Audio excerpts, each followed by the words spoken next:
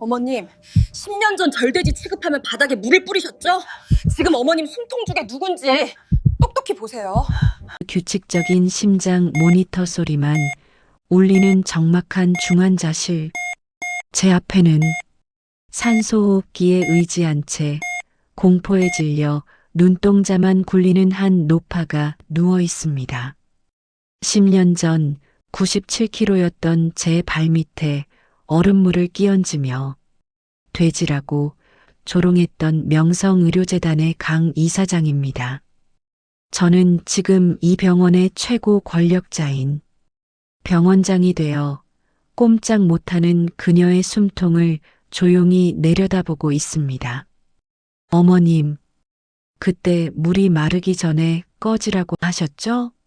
지금 어머님 숨통을 쥔 게 누군지 똑똑히 보세요. 여러분, 이것은 그저 뚱뚱했던 여자의 뻔한 성공기가 아닙니다.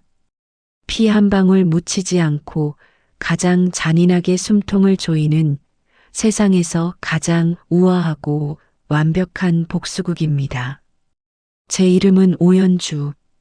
올해 38이에요.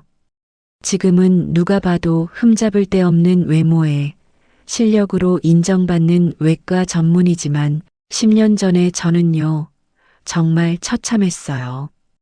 키 162cm에 몸무게 97kg. 볼이 두툼해서 눈이 작아 보였고, 배는 항상 교복 위로 튀어나왔고, 의대 실습복을 입으면 단추가 항상 한 개씩 벌어졌어요. 근데요, 저는 똑똑했어요.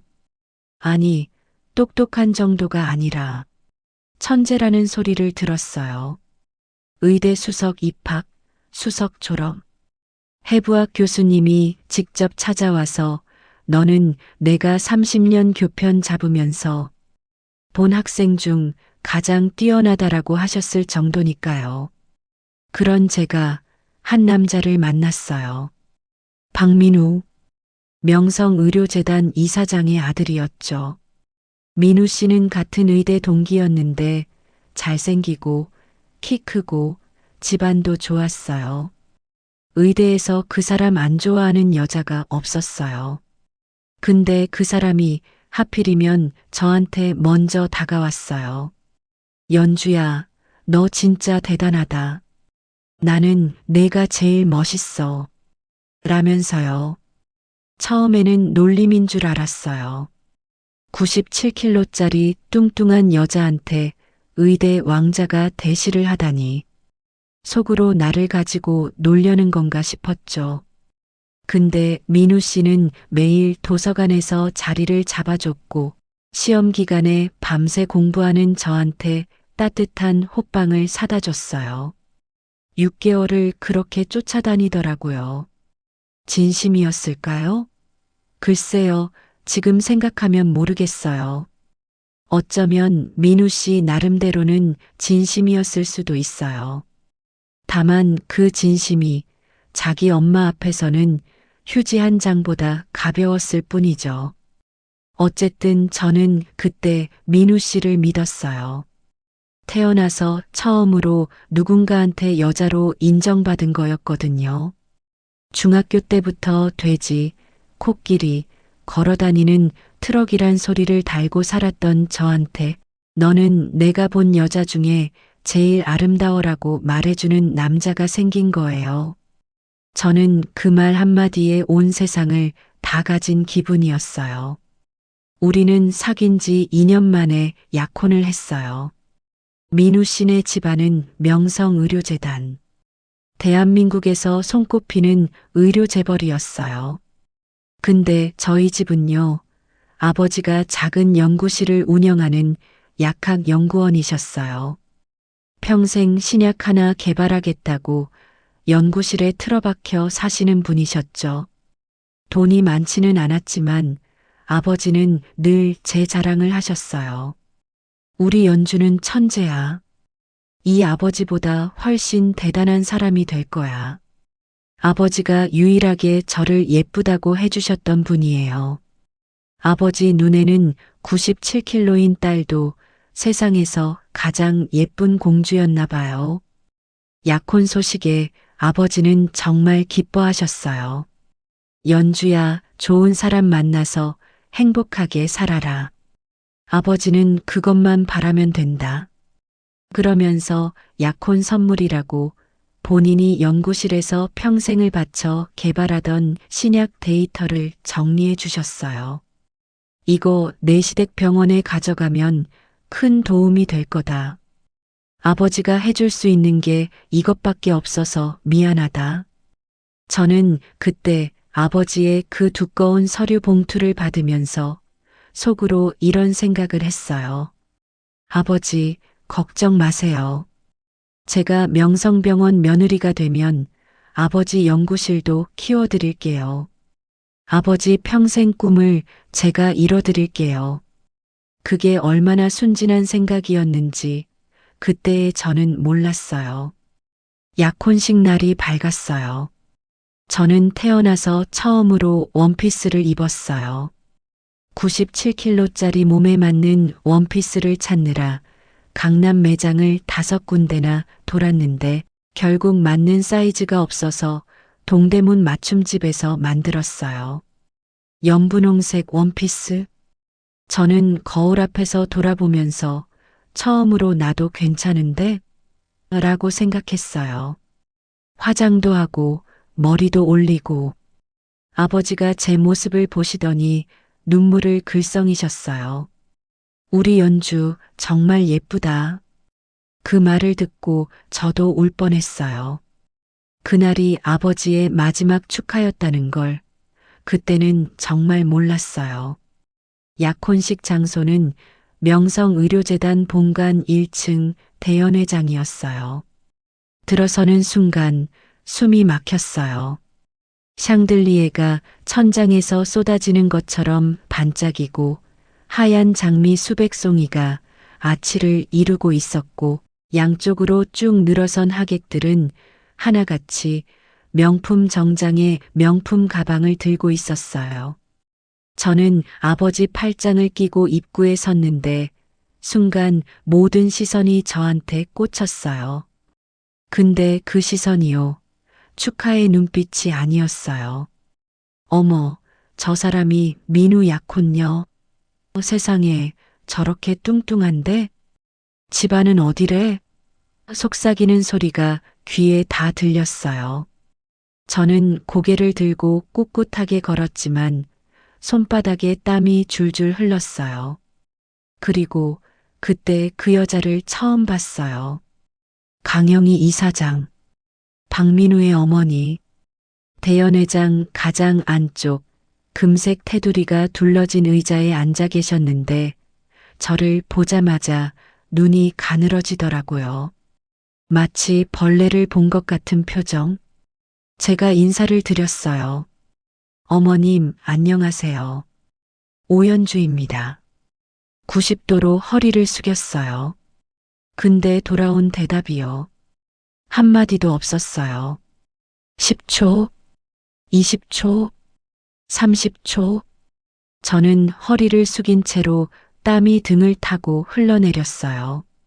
그때 강 이사장이 입을 열었어요. 그리고 그 한마디가 제 인생을 지옥으로 끌어내린 시작이었어요. 고개 들어봐. 저는 고개를 들었어요. 강 이사장은 위에서 아래로 천천히 저를 훑어보더니 옆에 있던 비서한테 말했어요. 이 애가 우리 민우 약혼녀라고? 내가 잘못 들은 거지?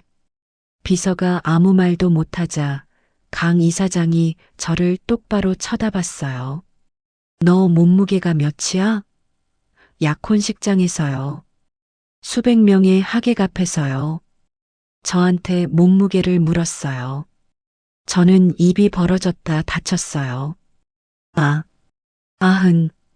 97, 97. 강 이사장이 코웃음을 치더라고요. 우리 명성의료재단 며느리가 100kg짜리 돼지라니. 내가 죽었다 깨어나도 이건 안 된다. 그 말이 떨어지자마자 대연회장이 쥐 죽은 듯 조용해졌어요. 수백 명의 하객들이 숨도 안 쉬더라고요. 저는 그 자리에 얼어붙었어요. 돼지, 100kg짜리 돼지. 그 말이 귀에서 벽에 부딪히고 천장에 부딪히고 다시 제 가슴에 꽂혔어요.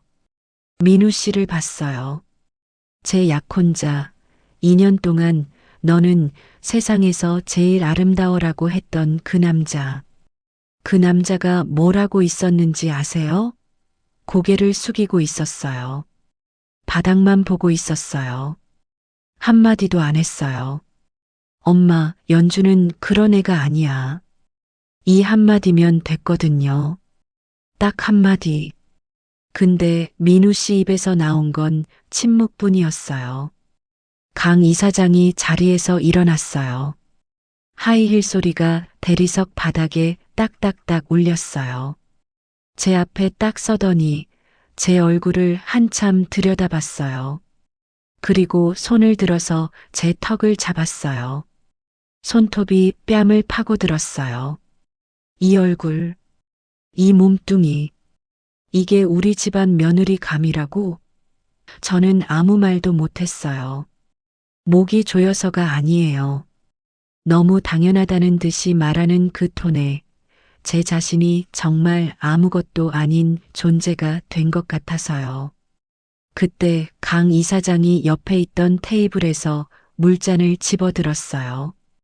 그리고 제 발밑에 쏟아부었어요. 차가운 물이 구두 위로 튀었어요. 이건 내가 베푸는 마지막 잡이야. 이 물 마르기 전에 여기서 꺼져. 다시는 우리 민우 앞에 얼씬도 하지 마.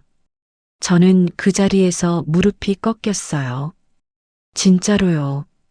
다리에 힘이 풀려서 주저앉은 게 아니라 제 안에 있던 모든 자존감이 한 번에 무너져 내린 거예요. 연분홍 원피스 자락이 물에 젖었어요. 동대문에서 맞춤으로 만든 태어나서 처음 입어본 원피스가. 그때 아버지가 달려오셨어요. 연주야. 아버지가 제 팔을 잡고 일으키려 했어요. 근데 강 이사장이 아버지한테도 쏘아붙였어요. 당신 딸 관리를 그 모양으로 해놓고 우리 집 며느리를 시키겠다고? 가져온 거 있으면 다 놓고 가세요. 가져온 것. 아버지의 신약 데이터 서류 봉투. 아버지가 평생을 바쳐 연구한 결과물. 저는 순간 심장이 철렁했어요. 아버지, 그거 주시면 안 돼요. 근데 아버지는요, 이미 서류 봉투를 테이블 위에 올려놓으신 후였어요. 약혼 선물이라고, 시댁에 드리라고 가져오신 거니까요. 강 이사장이 그 봉투를 집어들더니 대충 훑어보고는 비서한테 넘겼어요. 이거 우리 연구팀한테 넘겨.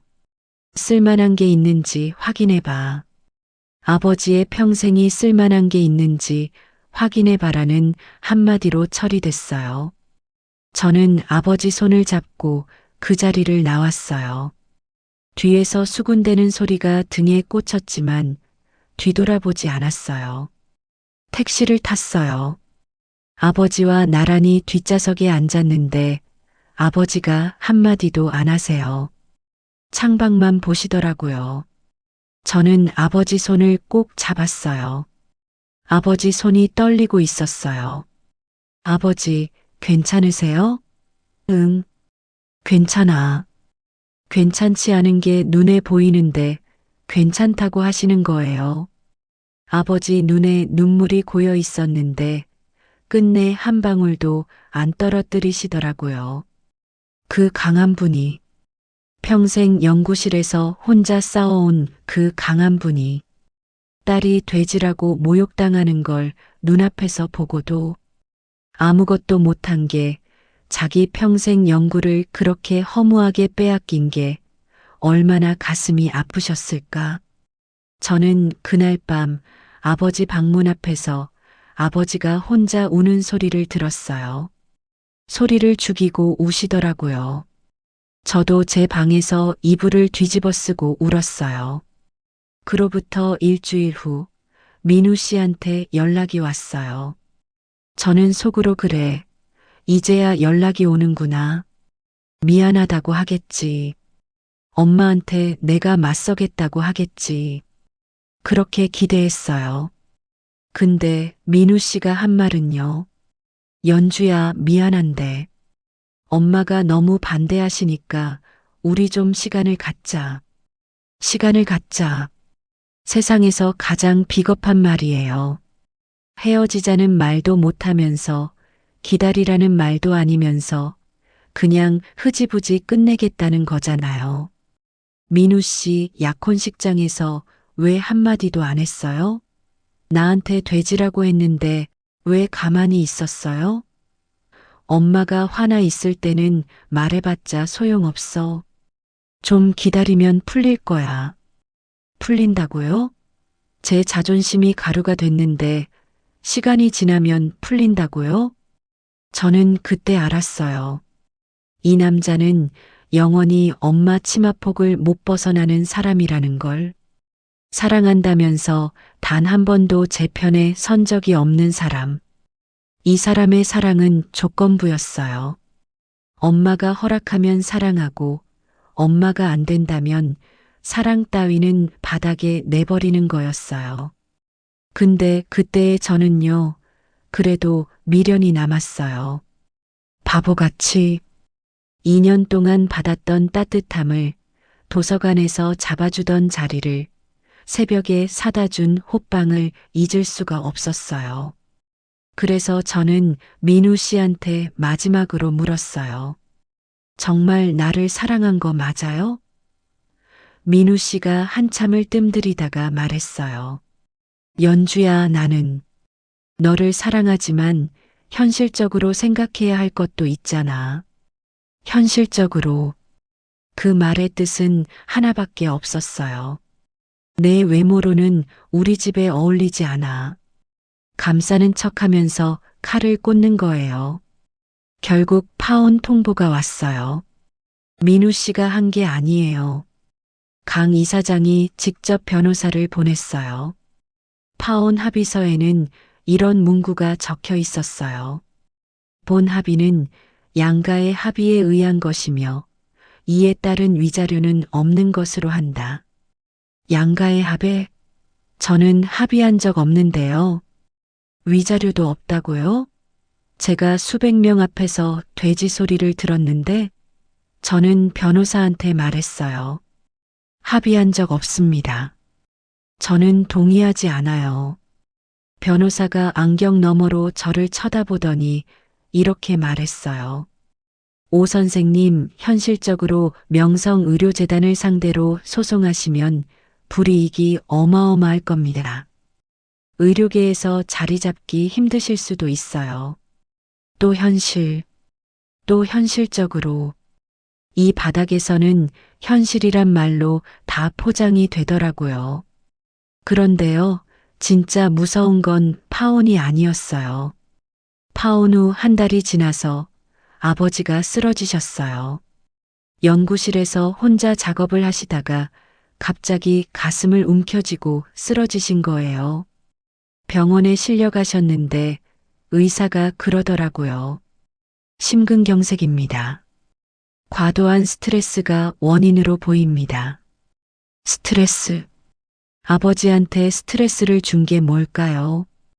딸이 약혼식장에서 모욕당한 것, 평생 바친 연구 데이터를 빼앗긴 것, 그리고 그 연구 데이터를 돌려달라고 명성의료재단에 연락했더니 기증받은 것으로 처리되어 반환이 불가합니다라는 답변을 받은 것. 아버지의 평생이 기증이라는 한 단어로 사라진 거예요. 아버지는 중환자실에서 열흘을 버티셨어요. 저는 매일 면회 시간마다 아버지 손을 잡고 이야기했어요. 아버지, 일어나세요. 저 아직 전문의 시험도 안 봤잖아요. 아버지가 보셔야죠. 아버지가 산소 마스크 너머로 힘겹게 말씀하셨어요. 연주야, 아빠가 무능해서 미안하다. 널 지켜주지 못해서. 아버지, 그런 말씀하지 마세요. 그 사람들, 너한테 한 짓, 아빠가 갚아줘야 하는데. 아버지 눈에서 눈물이 흘렀어요. 산소 마스크가 뿌옇게 흐려졌어요. 저는 아버지 손을 꼭 잡고 울었어요. 아버지, 제가 갚을게요. 제가 다 갚을 테니까 걱정 마세요. 근데 아버지는 제 말을 들으셨을까요? 이틀 뒤 아버지는 눈을 감으셨어요. 장례식장의 조문객은 5명이었어요. 평생 연구만 하셨던 아버지한테 찾아올 사람이 없었던 거예요. 아버지 영정 사진 앞에서 저는 한 가지를 맹세했어요. 그냥 맹세가 아니에요. 피가 끓고 뼈가 부서지는 맹세. 아버지, 반드시 갚겠습니다.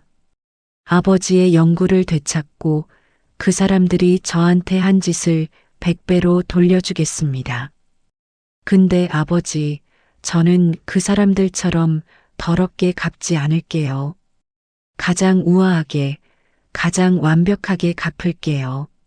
아버지 영정 속 아버지는 웃고 계셨어요. 낡은 연구실에서 찍은 사진이었는데 연구복을 입고 환하게 웃는 아버지. 그 미소를 보면서 저는 눈물을 닦았어요. 더 이상 울지 않기로 했어요. 올 시간에 한 발짝이라도 더 앞으로 가기로.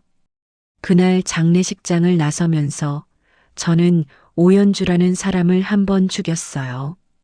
97kg짜리 순진하고 어수룩하고 사랑에 굶주렸던 그 여자를 땅에 묻었어요. 그리고 그 자리에서 새로운 내가 태어났어요. 장례식장을 나선 그날 밤 저는 원룸으로 돌아왔어요. 아버지가 돌아가시면서 연구실도 폐업해야 했고 아버지 명의로 된 작은 빌라도 대출이 밀려서 경매로 넘어갔어요. 제 손에 남은 건 원룸 보증금 500만 원, 의사 면허증 1장, 그리고 아버지가 병실에서 마지막으로 제 손에 쥐어주신 낡은 수첩 하나였어요. 수첩을 펼쳤더니 아버지의 깨알 같은 글씨로 신약 연구 데이터의 원본 수식들이 빼곡히 적혀 있었어요. 명성의료재단에 넘긴 건 정리본이었고 이 수첩에 적힌 게 진짜 핵심 원본이었던 거예요. 아버지는 마지막까지 보험을 하나 남겨두신 거였어요. 저는 그 수첩을 가슴에 꼭 안고 밤새 울었어요. 아버지의 체온이 남아있는 것 같았거든요. 다음 날 아침 저는 거울 앞에 섰어요. 97kg의 몸, 울어서 퉁퉁 부은 눈, 기름기 없이 푸석한 머리카락. 거울 속의 저를 한참 쳐다봤어요. 그리고 스스로한테 물었어요. 오연주, 너 이 꼴로 복수할 수 있겠어? 대답은 아니오였어요. 솔직히 말할게요. 저는 외모가 중요하지 않다고 생각했던 사람이에요. 실력이면 되지, 얼굴이 뭐가 중요해? 그렇게 믿었어요. 근데 현실은 달랐어요. 강 이사장이 저를 내쫓은 이유도 외모, 변호사가 저를 깔본 것도 외모, 의료계에서 제 말에 귀 기울이지 않는 것도 결국 외모와 무관하지 않았어요. 세상이 더러운 거예요. 근데 더러운 세상을 바꿀 수 없으면 내가 그 세상의 기준을 뛰어넘으면 되는 거잖아요. 저는 그날부터 계획을 세웠어요. 종이 한 장에 크게 3가지를 적었어요. 첫째, 몸을 바꾼다. 둘째, 실력을 극한까지 끌어올린다. 셋째, 권력을 준다. 그리고 그 종이를 원룸 벽에 테이프로 붙여놓고 매일 아침 눈 뜨자마자 읽었어요. 먼저 몸을 바꾸는 것부터 시작했어요. 무작정 굶는 다이어트가 아니에요. 저는 의대생이었으니까 인체의 메커니즘을 정확히 알고 있었어요. 기초대사량을 계산하고 근육량 대비 체지방 비율을 설정하고 주 단위로 운동 프로그램을 짰어요. 새벽 5시에 일어나서 공원을 뛰었어요. 처음에는 100m도 못 뛰고 주저앉았어요. 97kg짜리 몸이 관절을 짓누르니까 무릎이 비명을 질렀거든요. 그래도 멈추지 않았어요. 100m가 200m가 되고 200m가 500m가 되고 한 달 뒤에는 2km를 뛸 수 있게 됐어요. 식단도 완전히 바꿨어요. 탄수화물을 최소화하고 단백질 위주로 먹고 야채를 미친 듯이 먹었어요. 맛없었냐고요? 네, 죽을 맛이었어요. 치킨이 먹고 싶어서 잠이 안 올 때도 있었고, 라면 냄새가 나면 온몸이 반응했어요. 근데 그때마다 벽에 붙은 종이를 봤어요. 몸을 바꾼다. 그리고 강 이사장이 제 턱을 잡으며 했던 말이 떠올랐어요. 이 얼굴, 이 몸뚱이. 그 기억이 떠오를 때마다 식욕이 뚝 끊겼어요. 분노가 최고의 다이어트 약이더라고요. 6개월 만에 20kg를 뺐어요. 97에서 77로. 근데 아직 부족했어요. 1년이 지나니까 65kg가 됐어요. 옷 사이즈가 XL에서 M으로 바뀌었어요. 거울을 보니까 낯선 사람이 서 있더라고요. 턱선이 나오고 쇄골이 보이고 허리가 들어간. 근데 저는 여기서 멈추지 않았어요. 유학 준비를 하면서 동시에 성형외과 상담을 받기 시작했어요. 제가 의사니까 어디를 어떻게 고치면 가장 효과적인지 정확히 알고 있었어요. 코 보형물, 지방 이식, 눈매 교정, 턱 라인 윤곽술. 수술 하나하나가 고통이었지만 저는 마취에서 깨어날 때마다 강 이사장의 얼굴을 떠올렸어요. 그 여자가 제 턱을 잡던 그 손. 그 손 위에 제 새로운 얼굴을 올려놓을 거라고 이를 악물었어요. 외모를 바꾸면서 동시에 미국 유학을 준비했어요. 보증금 500만 원으로는 턱도 없었지만 다행히 제 의대 성적이 워낙 좋았기 때문에 미국 존스홉킨스 대학교에서 전액 장학금 오퍼가 왔어요. 성형 수술비는 아르바이트로 벌었어요.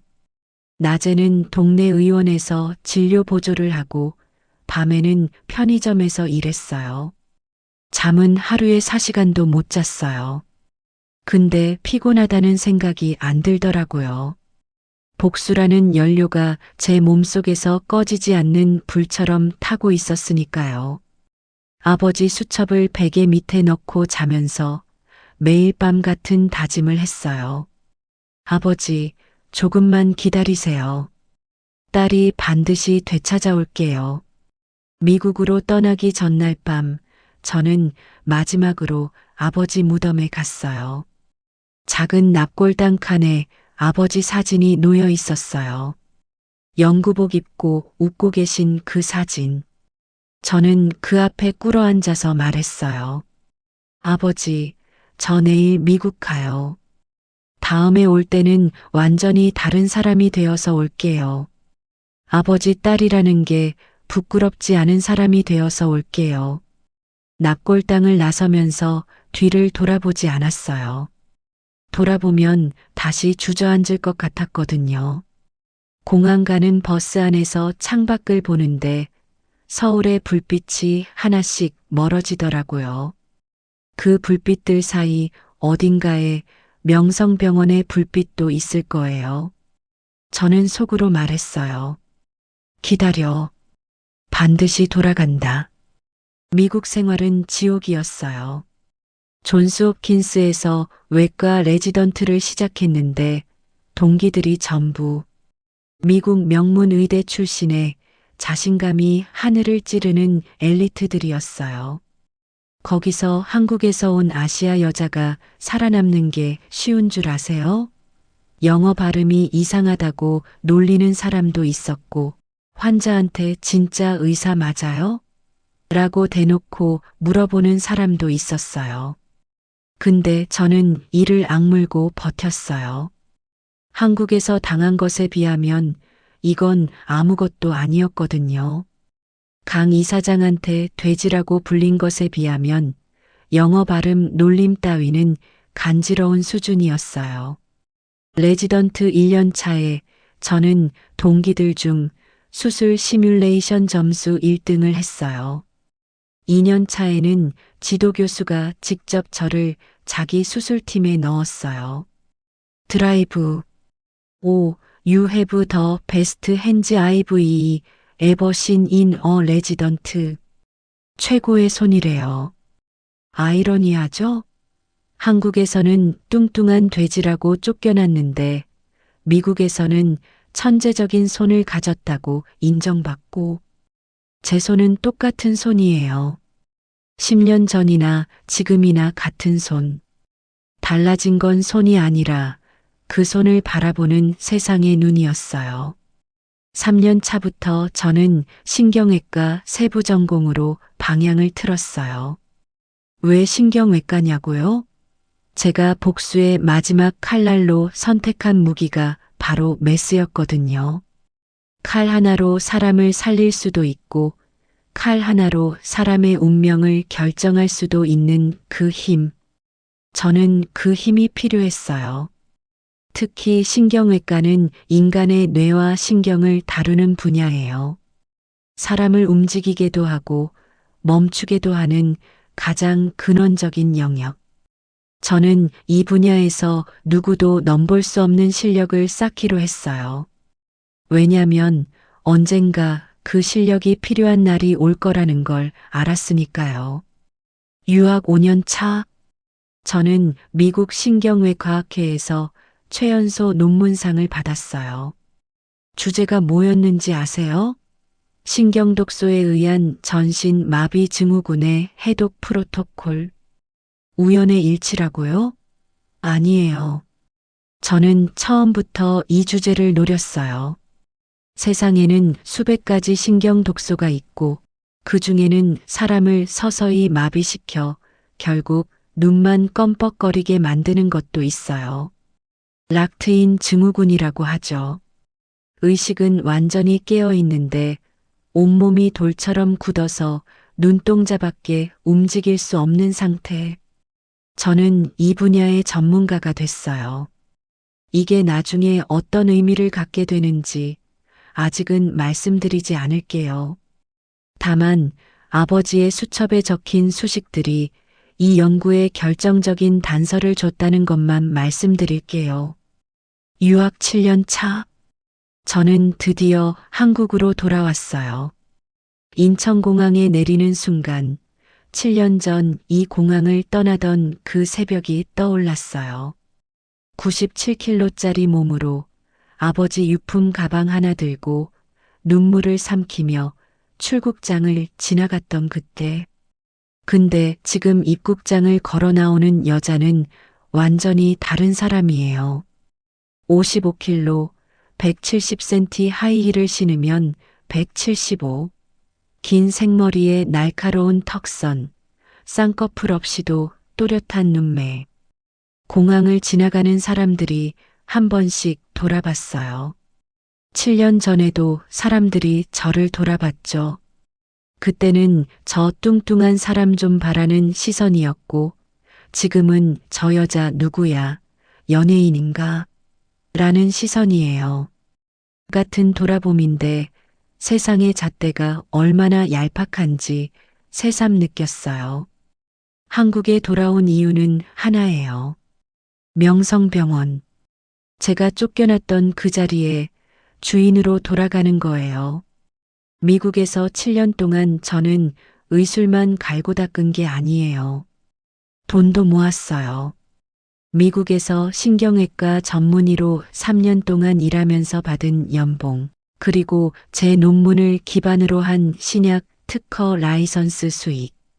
아버지 수첩의 원본 수식을 바탕으로 제가 독자적으로 개발한 신약이 미국 FDA 임상 2상까지 통과했거든요.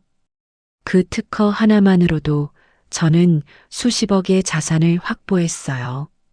아버지, 보고 계시죠? 아버지의 평생 연구가 드디어 빛을 본 거예요. 근데 명성의료재단에서 가로챈 아버지의 정리본 데이터는요? 핵심 수식이 빠져 있으니까 그걸로 개발한 약은 임상에서 전부 실패했대요. 하늘이 도운 건지, 아버지가 처음부터 계산하신 건지, 명성병원의 상황을 조사해 봤어요. 7년 사이에 많은 게 변해 있었어요. 강 이사장은 여전히 재단 이사장 자리에 있었지만 병원 경영은 엉망이었어요. 아버지한테서 빼앗은 신약 데이터로 대대적인 투자를 했는데 임상이 줄줄이 실패하면서 수백억의 존실을 받고 그 빚을 메우려고 병원 지분을 여기저기 팔아넘긴 상태였어요. 한마디로 명성병원은 껍데기만 화려하고 속은 텅 빈 금간 유리잔 같은 상태였죠. 그리고 박민우, 재전 약혼자. 그 사람은 결혼을 했더라고요. 상대가 누구인지 아세요? 신유라. 나이 35, 재벌가 딸이라는 타이틀에 얼굴은 여배우급 미인. 강 이사장이 직접 골라서 들인 며느리래요. 저를 쫓아내고 그 자리에 앉힌 여자. 유라라는 여자에 대해 더 조사를 해봤어요. 표면적으로는 완벽했어요. 서울 명문대 출신, 아버지가 중견 건설사 회장, 어머니는 유명 갤러리 관장. 근데 이상한 점이 하나 있었어요. 유라의 과거 기록이 특정 시점 이전으로는 전혀 존재하지 않는 거예요. 마치 10년 전에 갑자기 세상에 뚝 떨어진 사람처럼. 대학교 입학 기록은 있는데 고등학교 기록이 없어요. 건설사 회장이라는 아버지의 회사도 알고 보니 설립 8년밖에 안 된 페이퍼 컴퍼니에 가까운 곳이었고요. 저는 이걸 발견하고 직감적으로 느꼈어요. 이 여자 뭔가 있다. 근데 그때는 정확히 뭔지 몰랐어요. 다만 이 퍼즐 조각을 주머니에 넣어뒀어요. 언젠가 쓸 날이 올 거라고. 저는 명성병원 지분 매입을 시작했어요. 물론 제 이름으로 하면 들킬 수 있으니까 미국에 설립한 의료투자법인 이름으로 했어요. 명성병원이 재정난에 빠져서 주주들이 지분을 헐값에 내놓고 있었거든요. 저는 6개월에 걸쳐 조용히 한 주 한 주 사모았어요. 마치 바둑에서 집을 하나씩 채워가듯이. 강 이사장은 꿈에도 모르고 있었어요. 자기 병원의 주인이 한 땀 한 땀 바뀌고 있다는 걸. 그리고 지분율이 51%를 넘긴 날 저는 명성병원 이사회에 공식적으로 신임 병원장 취임 요청을 넣었어요. 이사회 당일 회의실 문을 열고 들어갔을 때 이사진들의 표정이 볼만했어요. 예고 없이 나타난 젊은 미녀 병원장 후보. 저는 검은색 정장에 하이힐을 신고 아버지의 낡은 수첩을 서류 가방 안에 넣고 들어갔어요. 이사진 중 한 명이 물었어요. 실례지만 어디서 오셨습니까? 저는 미소를 지으며 대답했어요. 존스 홉킨스 신경외과에서 왔습니다. 오연주입니다. 오연주. 그 이름을 듣고 눈을 찌푸리는 사람은 아무도 없었어요. 7년이 지나면서 저를 기억하는 사람이 거의 없었거든요. 97kg짜리 뚱뚱한 오연주와 지금 55kg짜리 날씬한 오연주를 같은 사람으로 연결할 사람은 세상에 없었어요. 이사회 투표 결과 만장일치로 제가 신임 병원장에 선출됐어요. 과반 이상의 지분을 쥐고 있으니 반대할 사람이 있을 수가 없었죠. 표결이 끝나고 회의실을 나서는데 복도에서 한 사람과 마주쳤어요. 강영희 이사장. 7년 만이었어요. 근데 그녀의 첫마디가 뭐였는지 아세요? 어머, 새 병원장님이시구나. 참 예쁘시네. 예쁘시네. 7년 전에 이 얼굴, 이 몸뚱이라며 제 턱을 움켜쥐던 그 여자가 지금은 예쁘시네래요. 저는 그 순간 웃음이 나올 뻔했어요. 근데 참았어요. 아직 때가 아니니까. 저는 정중하게 고개를 숙이며 말했어요. 감사합니다, 이사장님. 앞으로 잘 부탁드리겠습니다. 강 이사장은 제 손을 잡으며 환하게 웃었어요. 7년 전에 제 발밑에 물을 쏟던 그 손으로요. 병원장실에 처음 들어간 날, 통유리 너머로 서울 시내가 보였어요. 저는 의자에 앉아서 한참 그 풍경을 바라봤어요. 그리고 서류 가방에서 아버지의 수첩을 꺼냈어요. 낡고 해진 수첩. 아버지의 깨알 같은 글씨가 빼곡한 그 수첩을 책상 위에 놓고 저는 중얼거렸어요. 아버지, 제가 왔어요. 드디어 이 자리에 왔어요. 근데 아직 복수의 첫 단추도 채우지 않았어요.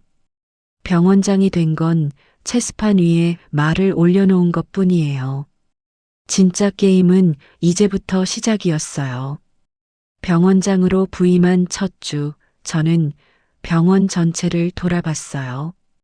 각 과를 방문하고 의료진을 만나고 시설을 점검했어요. 그러면서 한 가지를 발견했어요.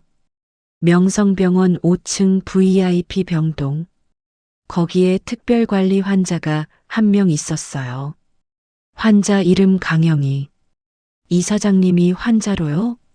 간호사장한테 물어봤더니 6개월 전부터 강 이사장이 원인 불명의 전신, 피로와 근력 저하 증상을 보여서 정기적으로 검사를 받고 계시다고 했어요.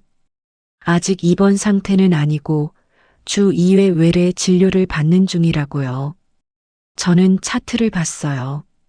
증상이 묘했어요.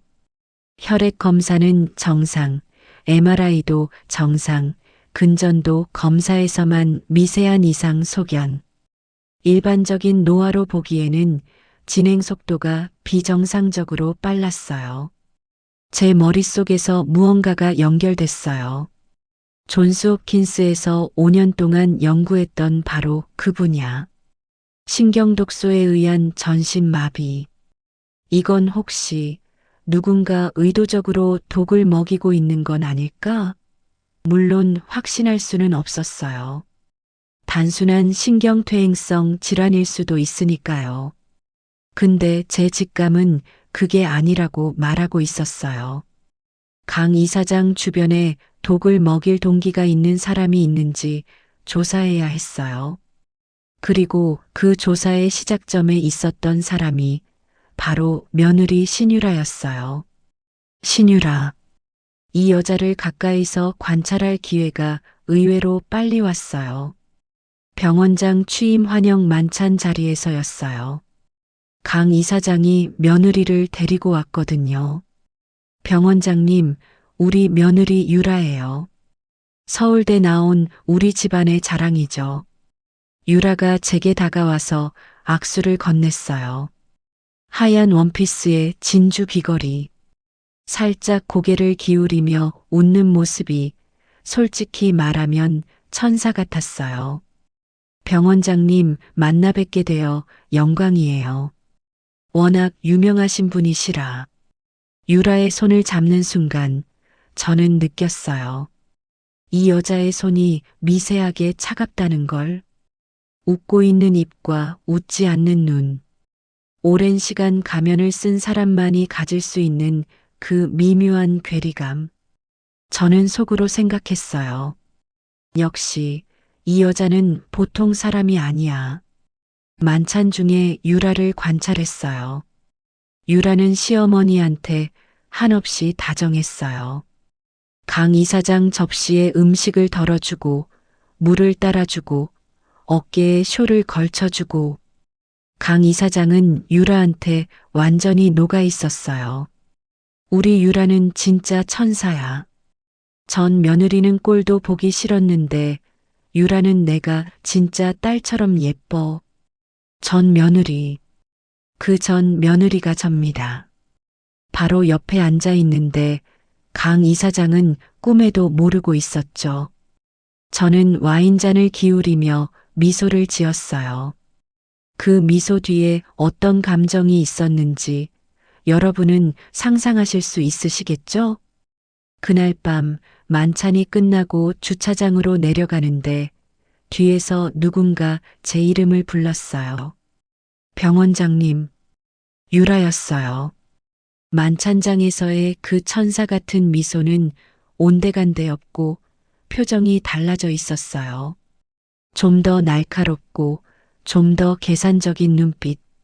병원장님, 혹시 잠깐 이야기 좀 할 수 있을까요? 물론이죠. 유라가 저를 주차장 한쪽 구석으로 데려갔어요. 주변에 아무도 없는 걸 확인하더니 목소리를 낮춰서 말했어요. 병원장님, 시어머님 건강 상태에 대해서 좀 여쭤볼 게 있어요. 이사장님 건강이요? 네. 시어머님이 요즘 자꾸 쓰러지시잖아요. 혹시 심각한 건 아닌지 걱정이 돼서요. 걱정이 된다고요? 근데 유라의 눈빛에서 저는 걱정이 아닌 다른 걸 읽었어요. 기대. 이 여자는 시어머니가 쓰러지는 걸 걱정하는 게 아니라 기대하고 있었어요. 유라의 그 눈빛을 본 순간 저는 확신했어요.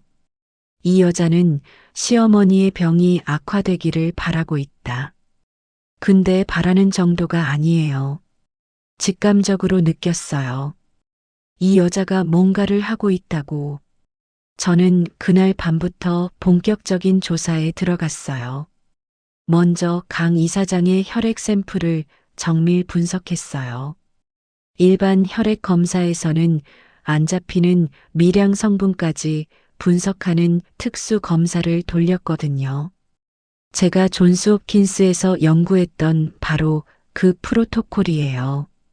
결과가 나오는데 일주일이 걸렸는데 그 일주일이 저한테는 한 달처럼 느껴졌어요. 결과가 나왔어요. 강 이사장의 혈액에서 미량의 테트로도톡신 유도체가 검출됐어요. 테트로도톡신.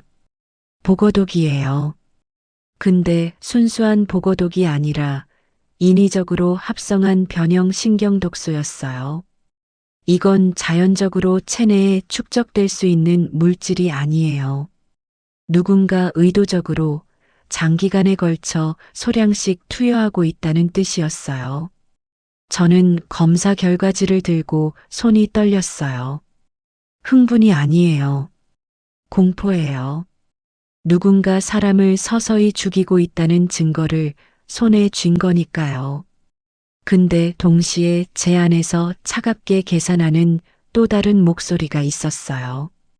이걸 어떻게 쓸 것인가. 저는 유라를 미행하기 시작했어요. 직접은 아니에요. 병원 CCTV 시스템에 접근 권한이 있으니까 유라가 병원에 오는 날마다 동선을 추적했어요. 유라는 매주 화요일과 금요일에 시어머니를 면회왔는데 매번 직접 만든 영양죽과 특제 영양제를 들고 왔어요. 시어머님 건강에 좋은 거예요. 제가 직접 끓였어요. 강 이사장은 그 영양죽을 맛있게 드시면서 유라한테 너야말로 진짜 효녀구나라고 칭찬하시더라고요. 저는 CCTV 화면을 보면서 소름이 돋았어요. 효녀라고요? 저 영양죽 안에 독이 들어있을 수도 있는데 증거가 필요했어요. 추측만으로는 안 되니까. 저는 다음 화요일 유라가 가져온 영양죽 샘플을 몰래 확보했어요. 어떻게요? 간단해요. 강 이사장이 영양죽을 다 드시기 전에 간호사한테 이사장님, 식사량 체크를 위해 잔여량을 보관해 달라고 지시한 거예요. 병원장 지시니까 간호사가 의심 없이 따랐죠. 그 샘플을 제 개인 연구실에서 분석했어요. 결과는 예상대로였어요. 영양죽에서 동일한 변형 테트로도톡신 유도체가 검출됐어요. 농도는 한 번 섭취로 즉사할 양은 아니지만 주 2회 꾸준히 먹으면 6개월에서 1년 사이에 전신 신경이 완전히 마비되는 수준이었어요. 이제 확실해졌어요. 며느리 신유라가 시어머니 강 이사장을 서서히 독살하고 있었어요. 근데 저는 바로 경찰에 신고하지 않았어요. 왜냐고요? 첫째, 유라의 진짜 정체를 아직 다 파헤치지 못했기 때문이에요. 이 여자가 왜 이러는지, 단순히 재산 때문인지 아니면 더 깊은 이유가 있는지 알아야 했어요. 둘째, 솔직히 말할게요. 강 이사장한테 동정심은 없었어요. 그 여자가 제 아버지한테 한 짓을 생각하면 그 여자가 고통받는 게 당연하다는 생각이 드는 건 사실이에요. 근데 저는 살인을 방조할 사람은 아니에요. 아버지가 그런 사람으로 저를 키우시지 않았으니까. 다만 이 카드를 언제 어떻게 쓸지는 제가 결정할 거예요. 유라의 과거를 파헤치기 시작했어요. 미국에서 알게 된 사설조사 전문가한테 의뢰했어요.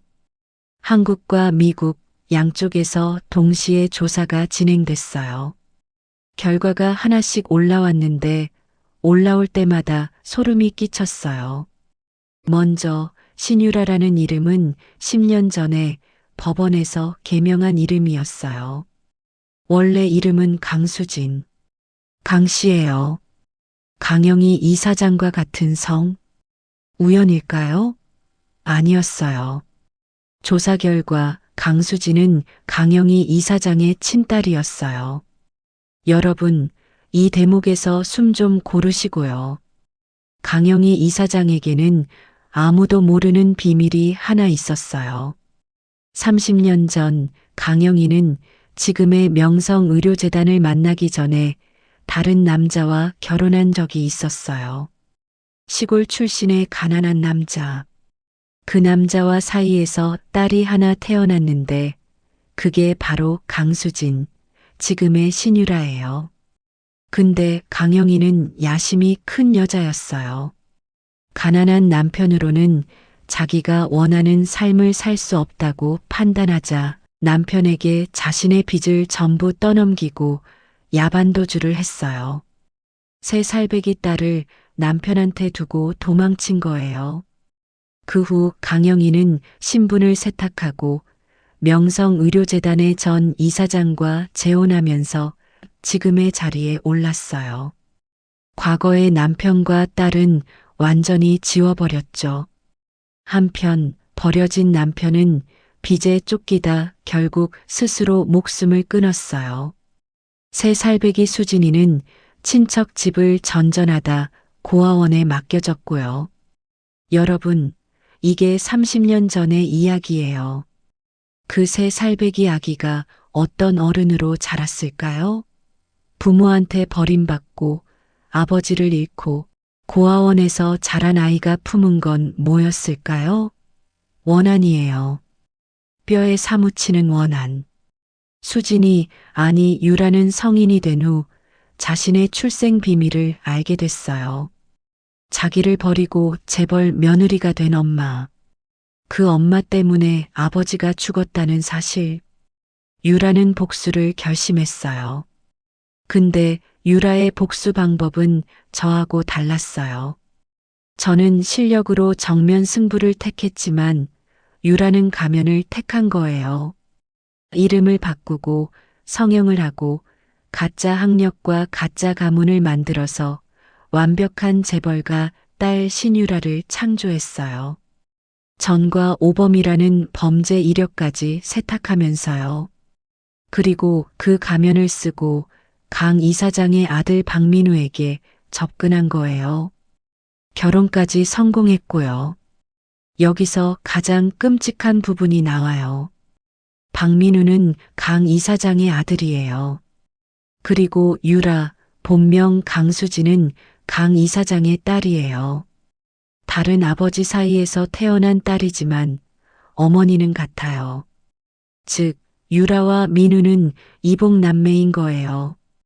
이복남매가 결혼을 한 거예요.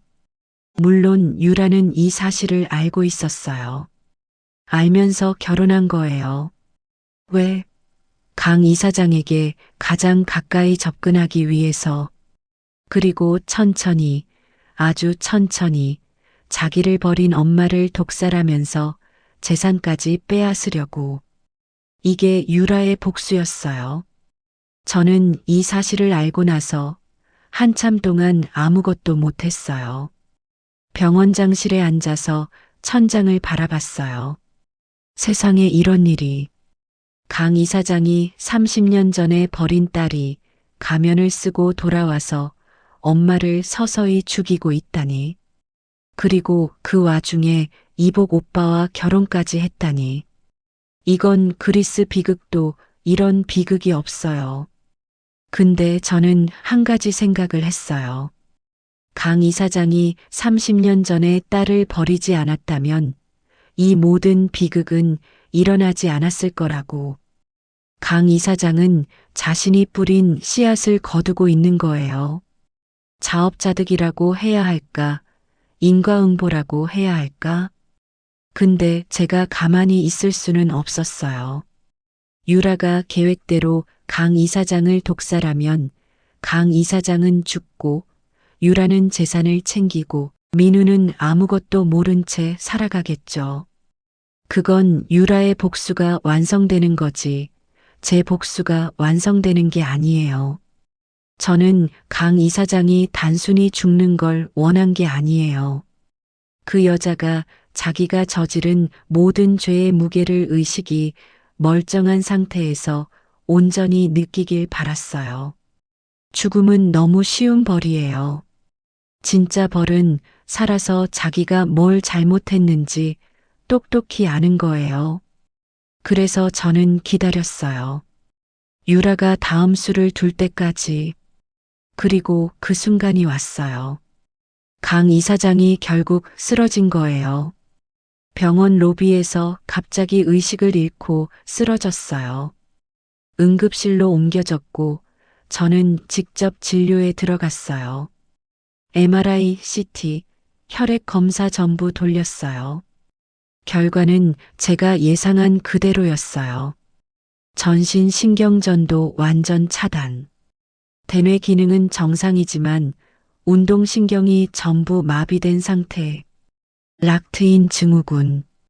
의식은 완벽하게 깨어 있는데 몸은 단 하나도 움직일 수 없는 상태. 유일하게 움직이는 건 눈동자뿐이에요. 강 이사장이 중환자실에 입원했어요. 산소호흡기가 연결되고 심장 모니터가 규칙적으로 삐삐삐 소리를 냈어요. 저는 주치의로서 매일 강 이사장을 회진했어요. 침대에 누워서 눈동자만 굴리는 강 이사장.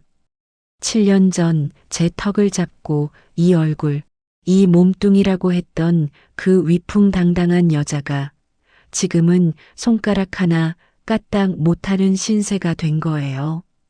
첫 회진 때 저는 강 이사장의 눈을 들여다봤어요.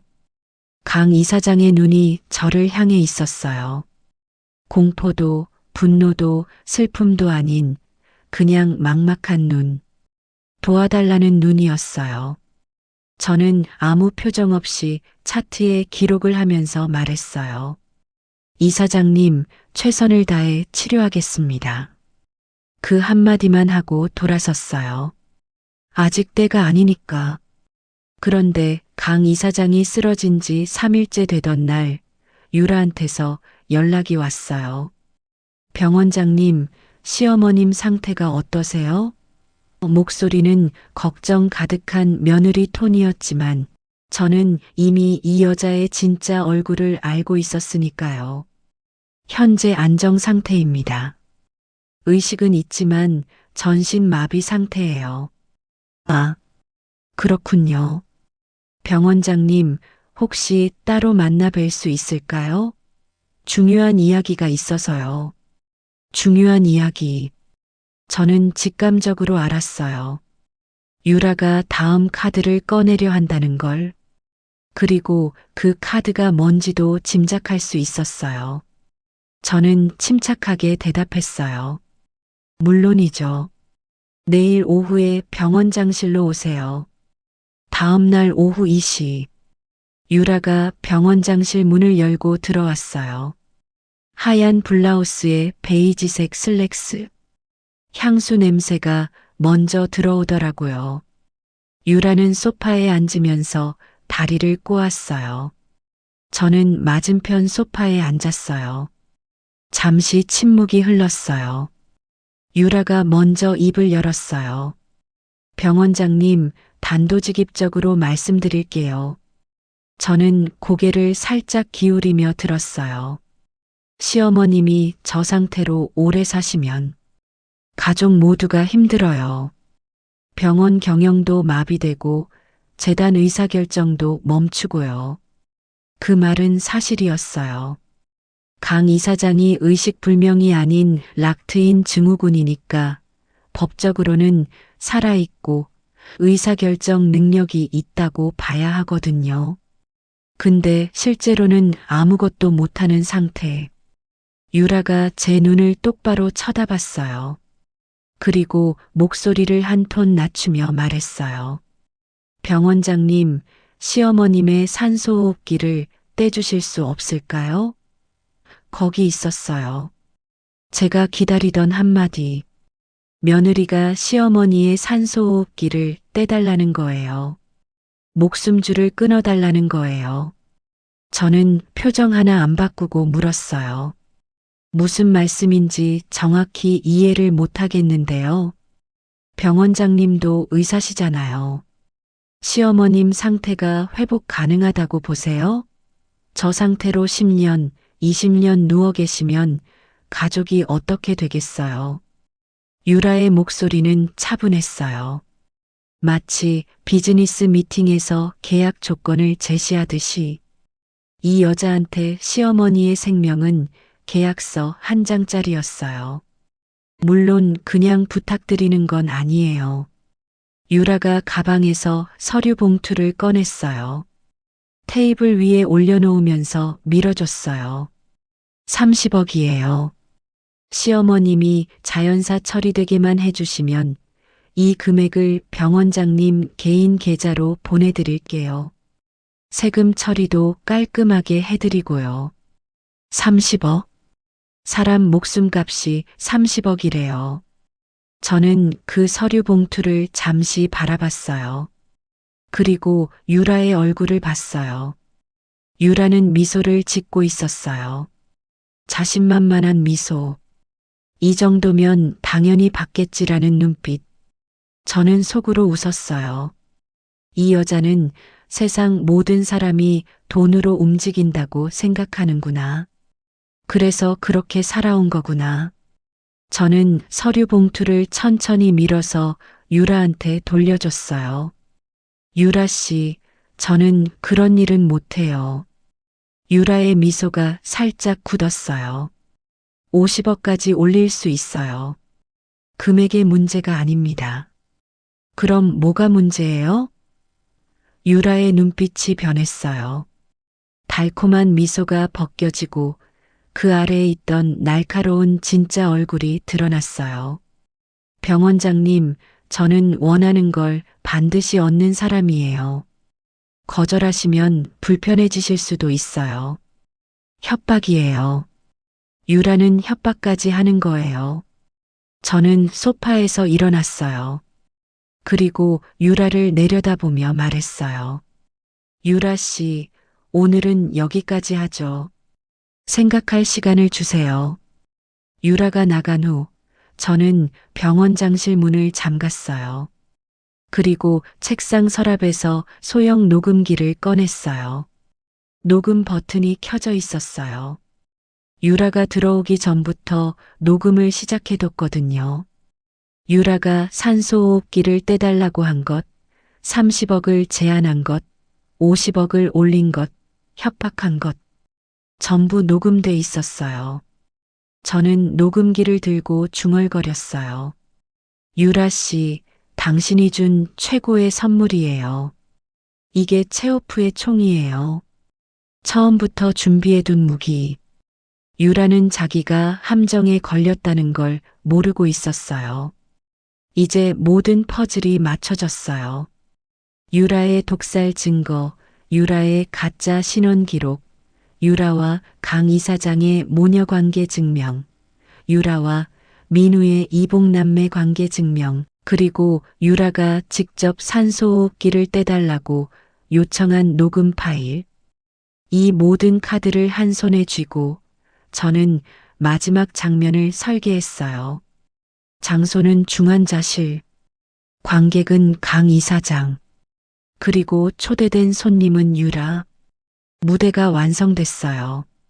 다음 날 밤 11시. 병원이 가장 조용한 시간이에요. 면회 시간도 끝나고 야간 근무 인력만 복도를 지키는 시간.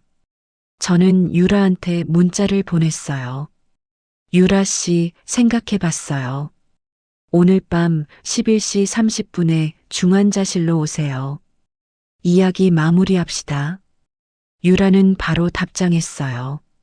알겠습니다. 감사해요, 병원장님. 감사하다고요. 이 여자는 제가 산소호흡기를 떼기로 결정했다고 생각한 거예요. 30억이든 50억이든 결국 돈에 넘어왔다고. 11시 25분. 저는 먼저 중환자실에 들어갔어요. 강 이사장의 침대 옆에 섰어요. 산소호흡기가 쉬이, 쉬이, 규칙적인 소리를 내고 있었어요. 심장 모니터가 삐, 삐, 삐. 강 이사장의 눈이 저를 향했어요. 저는 그 눈을 들여다봤어요. 7년. 이 순간을 위해 7년을 기다렸어요. 97kg짜리 몸을 바꾸고 바다를 건너고 뼈를 깎는 공부를 하고 수십억을 모으고 이 병원의 주인이 되어서 드디어 이 순간에 선 거예요. 저는 입을 열었어요. 이사장님, 저 아세요? 강 이사장의 눈이 제 얼굴을 훑었어요. 당연히 모르죠. 7년 전에 97kg짜리 여자와 지금의 저를 연결할 수 있는 사람은 없으니까. 10년 전에 이사장님이 약혼식장에서 쫓아낸 여자가 있었죠. 100kg짜리 돼지라고 하셨던 강 이사장이. 눈동자가 미세하게 흔들렸어요. 발밑에 물을 쏟으시면서 물 마르기 전에 꺼지라고 하셨죠. 눈동자가 더 크게 흔들렸어요. 그 여자 아버지가 평생 바친 연구 데이터를 기증이라는 이름으로 빼앗으셨죠. 강 이사장의 눈에 무언가가 떠올랐어요. 기억. 10년 전의 기억이 돌아오고 있었어요. 그 아버지가 그 후에 어떻게 됐는지 아세요? 심근경색으로 돌아가셨어요. 이사장님한테 연구를 빼앗기고 딸이 모욕당하는 걸 보고 화병이 나서 돌아가셨어요. 저는 한 발짝 더 가까이 다가갔어요. 강 이사장의 눈이 공포로 커지기 시작했어요. 뭔가 깨닫기 시작한 거예요. 이사장님, 그 돼지가 지금 이사장님의 숨통을 쥐고 있어요. 저는 산소호흡기의 연결 부위에 천천히 손을 올렸어요. 강 이사장의 눈이 미친 듯이 흔들렸어요. 눈동자밖에 움직일 수 없는 사람이 할 수 있는 유일한 비명이었어요. 어머님, 10년 전절 돼지 취급하며 바닥에 물을 뿌리셨죠? 지금 어머님 숨통을 쥔 게 누군지 똑똑히 보세요. 강 이사장의 눈에서 눈물이 흘렀어요. 공포의 눈물. 의식은 완벽하게 깨어 있으니까 모든 걸 이해하고 있었어요. 10년 전에 쫓아낸 그 뚱뚱한 여자가 지금 자기 산소호흡기를 잡고 있다는 걸. 저는 그 눈물을 내려다봤어요. 7년 동안 상상했던 장면이에요. 이 여자가 무력하게 울부짖는 모습을. 근데 실제로 보니까 제 안에서 예상 못한 감정이 올라왔어요. 통쾌함이 아니에요. 허무함이에요. 이 여자가 아무리 울어도 아버지는 안 돌아오니까. 근데 저는 산소호흡기를 떼지 않았어요. 손을 올려놓기만 했지 떼지 않았어요. 왜냐고요? 제가 아까 말씀드렸잖아요. 죽음은 너무 쉬운 벌이라고. 강 이사장한테는 이것보다 훨씬 더 무거운 벌이 남아 있었거든요. 저는 산소호흡기에서 손을 떼고 한 걸음 물러섰어요. 그리고 중환자실 문을 바라봤어요. 시계를 확인했어요. 11시 30분. 정확해요. 문이 열렸어요. 유라가 들어왔어요. 검은색 코트에 선글라스. 밤인데 선글라스를 쓰고 왔어요. 들키면 안 되니까. 유라는 침대 위에 시어머니를 한번 보더니 저한테 고개를 끄덕였어요. 해주시는 거죠? 라는 눈빛이었어요. 유라 씨, 들어오세요. 문 닫으시고요. 유라가 문을 닫았어요. 중환자실 안에는 셋뿐이었어요. 움직일 수 없는 강 이사장, 독을 먹이고 있던 유라, 그리고 모든 걸 알고 있는 저. 저는 유라한테 말했어요. 유라 씨 산소호흡기를 떼기 전에 한 가지 물어볼 게 있어요. 뭐예요? 왜 시어머님을 죽이려는 거예요? 유라가 순간 당황했어요. 그런 직접적인 질문을 예상 못한 거예요. 근데 곧 표정을 수습하더니 말했어요. 죽이다니요. 저는 그냥 시어머님의 고통을 덜어드리고 싶은 건데요. 고통을 덜어드리려고 6개월 동안 영양죽에 변형 테트로도톡신을 타서 드렸던 거예요? 유라의 얼굴이 하얗게 질렸어요. 마치 얼음물을 뒤집어 쓴 것처럼 온몸이 굳더라고요. 뭐라고요? 유라 씨가 매주 가져온 영양죽에서 신경독소가 검출됐어요. 이사장님 혈액에서도 동일한 성분이 나왔고요. 제가 분석했어요. 유라의 손이 떨리기 시작했어요. 근데 이 여자 대단한 게 뭔지 아세요? 5초 만에 표정을 수습했어요. 그리고 웃었어요. 병원장님, 증거 없이 그런 말씀하시면 명예훼손으로 고소당하실 수도 있어요. 증거가 없다고요? 저는 주머니에서 USB 하나를 꺼냈어요. 여기에 전부 있어요. 혈액 분석 결과, 영양죽 분석 결과, CCTV 동선 기록. 그리고 저는 USB를 흔들며 말했어요. 유라 씨, 아니, 강수진 씨. 그 이름을 듣는 순간 유라의 얼굴이 완전히 무너졌어요. 가면이 산산조각 났어요. 10년 동안 유지해온 신유라라는 완벽한 캐릭터가 단 3글자에 부서진 거예요. 강수진. 전과 오범. 사기, 횡령, 문서 위조. 10년 전 법원에서 개명했죠. 그리고 당신의 원래 어머니 이름은. 저는 침대에 누워있는 강 이사장을 가리켰어요. 바로 저기 누워 계신 강영희 이사장이에요. 유라의 눈이 완전히 풀렸어요. 다리가 풀리면서 한 발짝 뒤로 물러났어요. 침대 위에 강 이사장. 눈동자밖에 움직일 수 없지만 귀는 들려요. 의식은 완벽하게 살아있으니까. 강 이사장의 눈이 유라를 향했어요. 그리고 저한테로 다시 왔어요. 믿을 수 없다는 눈. 저는 침착하게 설명했어요.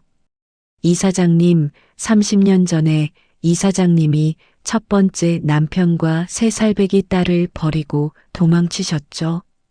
빚을 떠넘기고 야반도주 하신 거.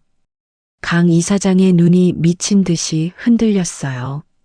30년간 묻어뒀던 비밀이 터진 거예요. 그 버려진 딸이 자라서 이름을 바꾸고 얼굴을 바꾸고 이사장님의 며느리가 됐어요. 이사장님이 그토록 예뻐하시던 며느리.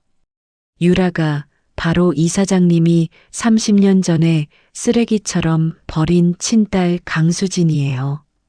강 이사장의 눈에서 눈물이 폭포처럼 쏟아졌어요. 몸은 움직일 수 없지만 눈물은 나오더라고요. 목구멍에서 신음 같은, 짐승 같은 소리가 새어나왔어요.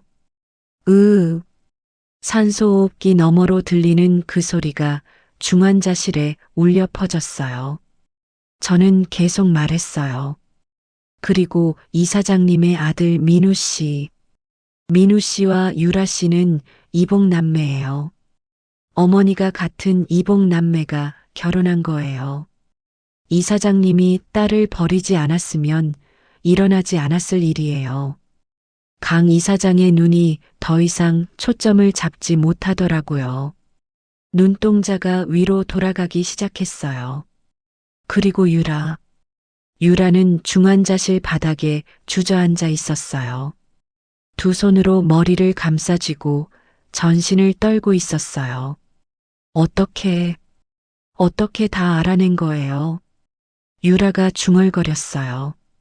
저는 유라를 내려다보며 말했어요. 유라 씨, 아니 수진 씨. 당신 마음을 모르는 건 아니에요. 엄마한테 버림받고 아버지를 잃고 고아원에서 자란 아이의 분노를. 근데 당신은 선을 넘었어요. 독살은 복수가 아니에요. 살인이에요. 유라가 고개를 들어 저를 올려다봤어요. 그 눈에 눈물이 가득했어요. 근데 그 눈물 안에 있는 건 회한이 아니라 들킨 자의 공포였어요. 바로 그때 중환자실 문이 열렸어요. 경찰이에요. 제가 미리 연락해뒀어요. 유라가 병원에 도착하는 시점에 맞춰서 형사 2명이 대기하고 있었거든요. 형사가 들어오면서 말했어요. 신유라 씨, 살인 미수 및 사기 혐의로 긴급 체포합니다. 유라가 비명을 질렀어요. 아니에요. 저는 아무것도 안 했어요. 근데 증거는 이미 다 있었어요. 독성 분석 결과, CCTV 기록, 녹음 파일, 그리고 가짜 신원 서류. 유라는 형사들한테 팔이 잡힌 채로 끌려나갔어요. 복도를 지나면서 비명을 질렀어요. 엄마한테 버림받아서 내가 이렇게 된 거야. 다 엄마 탓이야. 그 비명이 중환자실까지 울려 퍼졌어요. 강 이사장의 눈에서 또 눈물이 흘렀어요. 유라가 끌려나가고 중환자실에는 저와 강 이사장 둘만 남았어요. 산소호흡기 소리만 쉬 울리고 있었어요. 심장 모니터가 삐 불규칙하게 뛰고 있었어요. 강 이사장의 눈이 천장을 향해 있었어요. 초점이 나간 것 같은 눈. 방금 들은 이야기가 너무 거대해서 뇌가 처리를 거부하는 것 같았어요. 자기가 30년 전에 버린 3살배기 딸이 이름을 바꾸고 얼굴을 바꿔서 며느리로 들어왔다는 것. 그 딸이 자기를 독살하고 있었다는 것. 그리고 그 딸과 아들이 이복남매 사이라는 것. 인간이 받아들일 수 있는 충격의 한계를 넘어선 거예요. 저는 강 이사장의 침대 옆 의자에 앉았어요. 천천히 앉았어요. 서두를 이유가 없었거든요. 이제 이 방에는 시간이 충분하니까. 저는 강 이사장의 눈을 들여다보며 말했어요. 이사장님, 지금 제가 누군지 다시 한번 말씀드릴게요. 10년 전 이사장님이 돼지라고 부르며 쫓아냈던 오연주예요. 그리고 이사장님이 빼앗아간 신약 데이터, 그게 제 아버지 것이었어요. 아버지는 그 일로 돌아가셨고요. 강 이사장의 눈이 다시 저를 향했어요. 이번에는 초점이 잡혀 있었어요. 제 얼굴을 뚫어져라 보더라고요. 10년 전에 그 뚱뚱한 여자가 지금 이 아름다운 여자와 같은 사람이라는 걸 이제야 온전히 받아들이는 눈이었어요. 이사장님은 제 인생을 2번 부쉈어요. 한 번은 저를, 한 번은 제 아버지를. 그래서 저는 10년을 준비했어요. 이 병원을 가져왔고, 이사장님의 주치의가 됐고, 이사장님의 숨통을 쥐는 자리까지 왔어요. 강 이사장의 눈에서 눈물이 또 흘렀어요. 이번에는 공포의 눈물이 아니었어요. 뭐라고 해야 할까? 체념? 후회? 잘 모르겠어요. 다만 그 눈동자가 아까보다 훨씬 더 깊고 어둡게 가라앉아 있었어요. 저는 계속 말했어요. 근데요, 이사장님. 저는 이사장님을 죽이러 온 게 아니에요. 강 이사장의 눈이 미세하게 떨렸어요.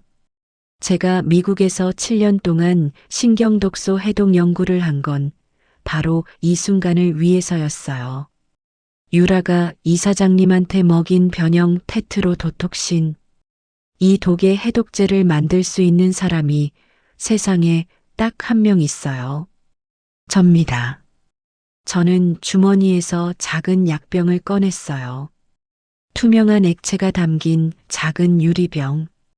이게 제가 아버지의 수첩에 적힌 원본 수식을 바탕으로 5년에 걸쳐 개발한 해독제였어요. 아버지의 마지막 유산이 아이러니하게도 아버지를 죽인 사람을 살리는 데 쓰이게 된 거예요. 이사장님, 저는 이사장님을 살릴 수 있어요. 이 해독제를 투여하면 시간은 걸리겠지만 전신마비가 서서히 풀릴 거예요. 다시 말을 할 수 있게 되고 손을 움직일 수 있게 될 거예요. 강 이사장의 눈이 커졌어요. 믿을 수 없다는 눈. 근데 한 가지 조건이 있어요. 저는 약병을 강 이사장의 눈앞에 들었다 놓았어요. 이사장님이 빼앗아간 제 아버지의 신약 특허. 그것의 원래 소유권을 저한테 돌려주세요. 그리고 아버지에게 공식적으로 사과하세요. 아버지 무덤 앞에서 이 2가지만 하시면 저는 이사장님을 살려드릴게요. 강 이사장의 눈이 깜빡였어요. 1번, 2번. 락트인 증후군 환자와 소통하는 방법 중 하나가 눈 깜빡임 코드예요. 1번은 예, 2번은 아니요. 근데 강 이사장은 2번 깜빡이지 않았어요. 1번만 깜빡였어요. 예, 동의한다는 거예요. 근데 그게 진심인지 아닌지는 중요하지 않았어요. 저는 이미 법적으로 특허 원권 회복 소송을 준비해뒀고 증거도 충분했으니까. 강 이사장의 동의는 절차를 수월하게 해줄 뿐이에요. 진짜 중요한 건 제가 이 여자를 살릴 것인가 말 것인가의 문제였어요. 솔직히 말할게요. 저는 고민했어요. 해독제를 투여하지 않으면 어떻게 될까? 강 이사장은 서서히 더 악화되다가 몇 달 안에 호흡부전으로 사망할 거예요. 유라가 원했던 결과가 자연스럽게 일어나는 거죠. 저는 손가락 하나 까딱 안 해도 이 여자는 죽어요. 그리고 아무도 저를 탓하지 않을 거예요. 아직 해독제의 존재를 아는 사람은 세상에 저밖에 없으니까. 유혹이었어요. 아무것도 안 하면 되는 가장 쉬운 복수. 근데 제 머릿속에서 아버지의 목소리가 들렸어요. 연주야, 아빠가 무능해서 미안하다. 널 지켜주지 못해서. 아버지는 평생 사람을 살리는 약을 만드셨어요. 아버지의 연구, 아버지의 수첩, 아버지가 남겨주신 모든 것의 목적은 사람을 살리는 것이었어요. 그 아버지의 유산으로 만든 해독제를 사람을 죽이는데 쓸 수는 없었어요. 해독제를 안 쓰는 것도 죽이는 거예요. 아버지라면 뭐라고 하셨을까? 연주야, 그래도 살려야지. 사람 목숨은 내가 결정할 수 있는 게 아니야. 아버지의 목소리가 선명하게 들렸어요. 저는 해독제 약병의 뚜껑을 열었어요.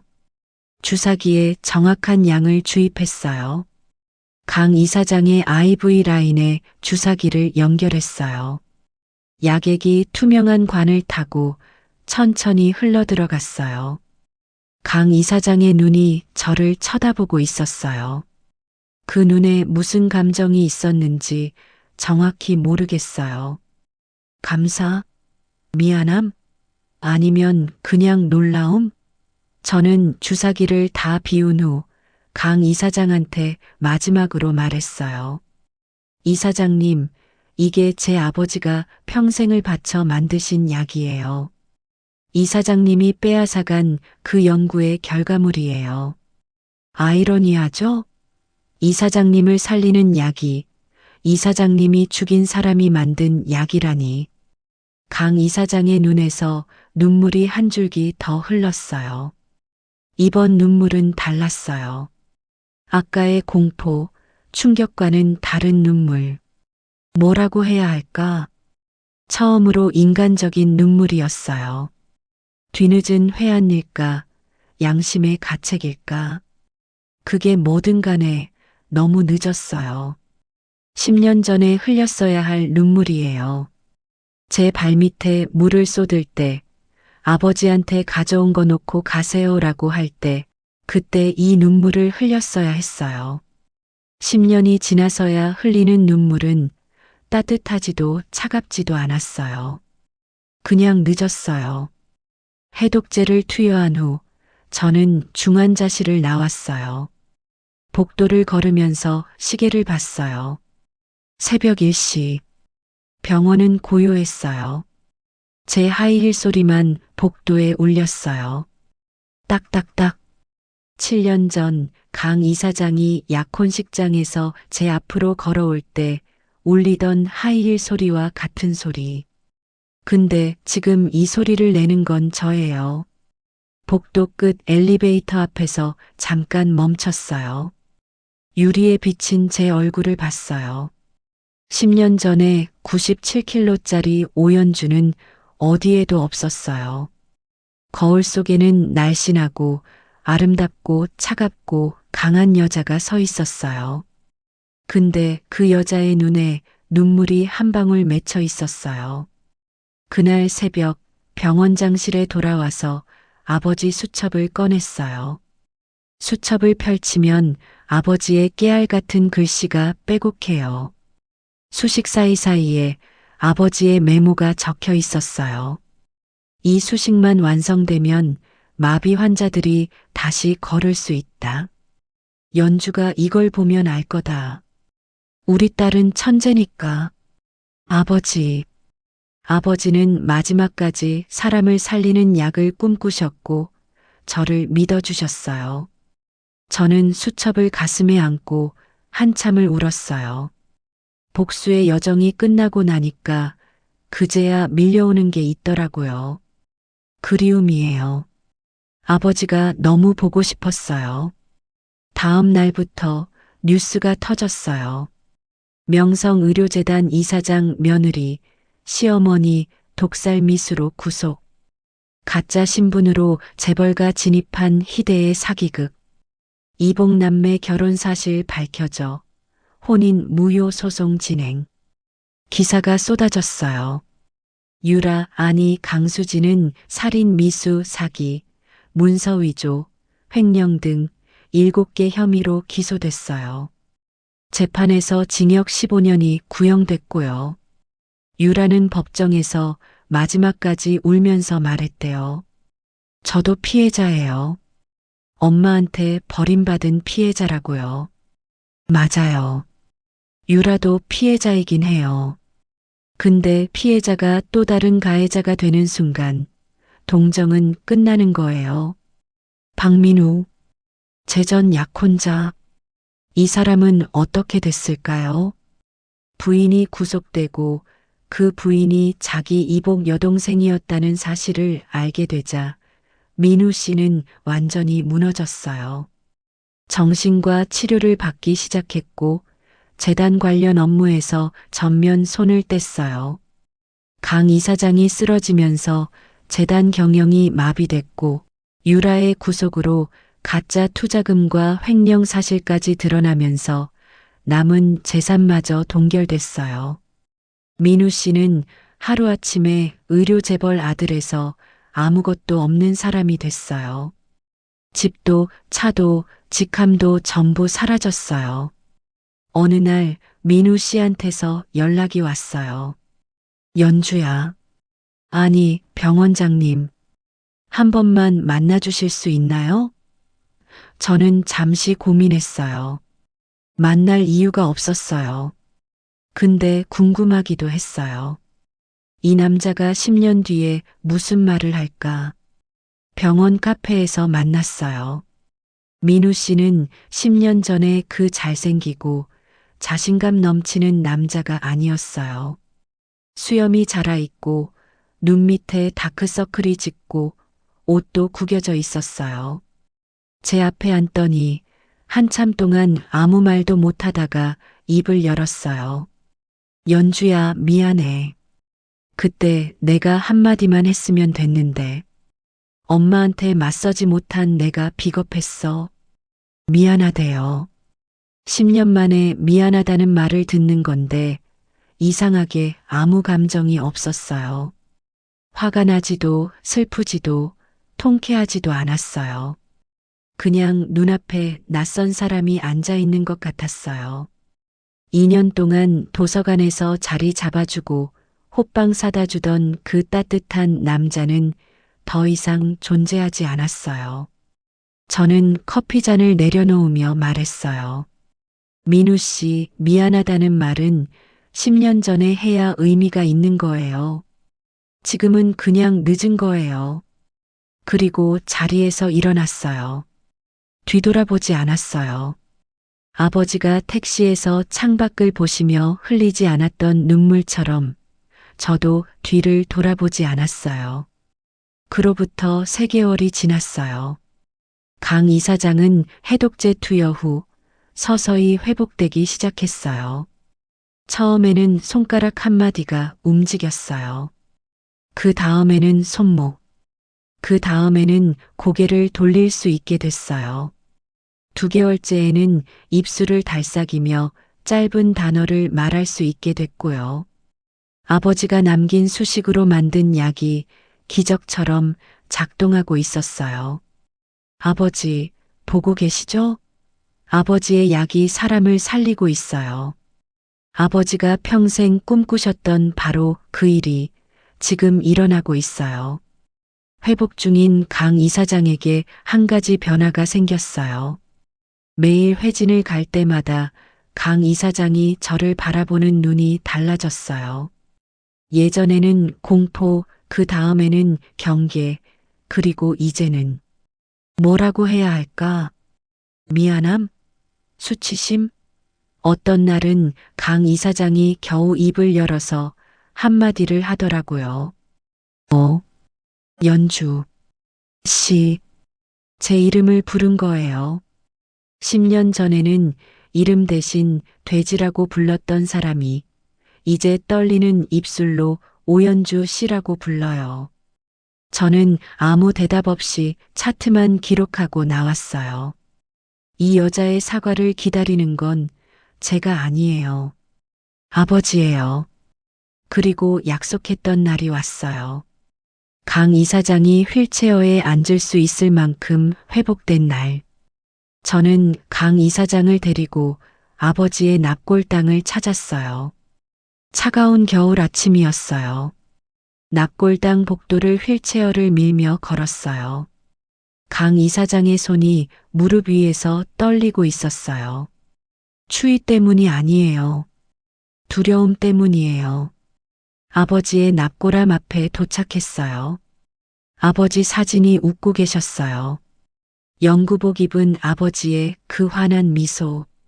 저는 휠체어를 세우고 한 발짝 물러섰어요. 강 이사장이 아버지의 사진을 한참 동안 바라봤어요. 그리고 떨리는 목소리로 말했어요. 박사님, 죄송합니다. 한 글자 한 글자가 무거웠어요. 전신마비에서 갓 회복 중인 사람이 입술을 움직이는 게 얼마나 힘든지 의사인 저는 잘 알아요. 그런데도 강 이사장은 멈추지 않았어요. 당신의 연구를 빼앗았습니다. 당신의 딸을 짐승처럼 대했습니다. 강 이사장의 눈에서 눈물이 흘렀어요. 휠체어 위에서 고개를 숙이며 울었어요. 용서해주세요. 저는 그 모습을 지켜봤어요. 아버지의 사진 속 미소를 봤어요. 아버지라면 뭐라고 하셨을까? 아마 웃으면서 이렇게 말씀하셨을 거예요. 됐어요. 다 됐어요. 납골당을 나서면서 저는 강 이사장의 휠체어를 밀어드렸어요. 바깥에는 눈이 내리고 있었어요. 하얀 눈이 납골당 앞마당을 뒤덮고 있었어요. 강 이사장이 하늘을 올려다보며 중얼거렸어요. 눈이 오네. 그 한마디에 저도 하늘을 올려다봤어요. 하얀 눈송이가 소리 없이 내려오고 있었어요. 10년 전에도 눈이 왔었죠. 장례식장을 나서던 날에도 눈이 왔었어요. 그때의 눈은 차갑기만 했는데 오늘의 눈은 좀 달랐어요. 뭐라고 해야 할까? 덜 차가웠어요. 강 이사장의 특허 반환 절차는 순조롭게 진행됐어요. 법원에서 아버지의 신약 특허 원소유권이 인정되었고 명성의료재단이 10년간 아버지의 특허를 무단 사용하여 얻은 수익에 대한 배상 판결도 나왔어요. 아버지의 이름이 다시 특허증에 올라간 날, 저는 특허증 사본을 아버지 납골함 앞에 갖다 놓았어요. 아버지, 되찾았어요. 아버지 이름이 다시 돌아왔어요. 아버지의 사진 속 미소가 유난히 환하게 느껴졌어요. 착각이겠죠.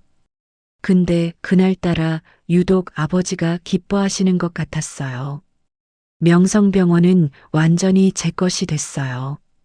강 이사장은 건강 문제로 이사장직에서 물러났고 재단 지분도 대부분 정리됐어요. 강 이사장은 지금 서울 외곽의 작은 요양원에서 재활 치료를 받고 있어요. 제가 추천한 요양원이에요. 최고급은 아니지만 정성 들여 돌봐주는 곳이에요. 왜 추천해 줬냐고요? 모르겠어요. 동정은 아니에요. 그냥 그 정도면 됐으니까. 그 여자는 버린 딸한테 독살당할 뻔했고 아들은 이복남매와 결혼했다는 사실에 무너졌고 재산은 전부 잃었고 온 세상이 자기가 저지른 죄를 알게 됐어요. 충분한 벌이에요. 이 이상은 복수가 아니라 잔인함이에요. 그리고 저는 병원장실에서 매일 아침 같은 풍경을 봐요. 통유리 너머로 서울 시내가 보여요. 해가 뜨면 빌딩들이 금빛으로 물들어요. 그 빛을 받으며 커피 한 잔을 마셔요. 아버지의 수첩은 여전히 책상 위에 있어요. 더 이상 울면서 펼쳐보지 않아요. 이제는 웃으면서 봐요. 아버지의 깨알 같은 글씨를 보면 아버지가 연구실에서 돋보기를 쓰고 수식을 적으시던 모습이 떠올라요. 그 모습이 떠오르면 웃음이 나요.